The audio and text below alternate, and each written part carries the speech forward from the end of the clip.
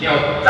用起雾为主声，别天空，激情全民运动馆起调赞。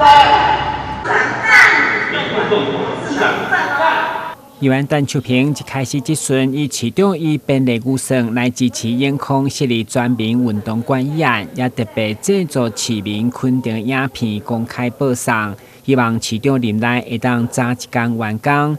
而面对市警局的巡逻汽车赴下7档125000公里，就需要汰换。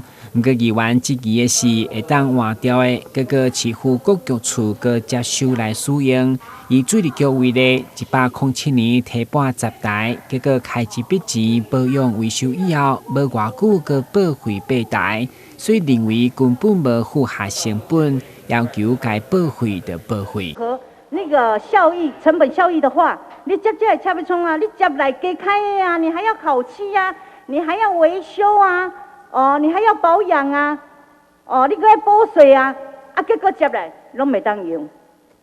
如果我们的员工哪讲开要抛锚，当然生命安全够顾得好啦，这个还是事小啦，心唔是加落去的咱基本上咱市政府的市务上无遐尼啊欠嘛，我们却要移拨给我们的公部门这些员工来使用。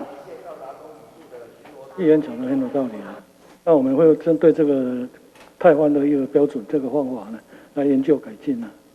怎么研究改进？我给小英，就是把新的拨给一般的行政机关嘛，我们以后就没有这个淘汰车再转到。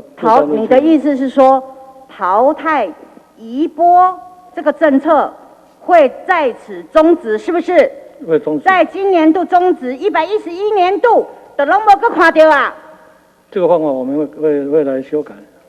是不是安呢？你是不是要朝着这个方向走？是的。OK， 如果是朝着这个方向走，给予肯定啦。好，你请坐。议员陈树平去年总集选就针对大城长城长期的恶臭污染，要求清厂先互眼眶一个好空气。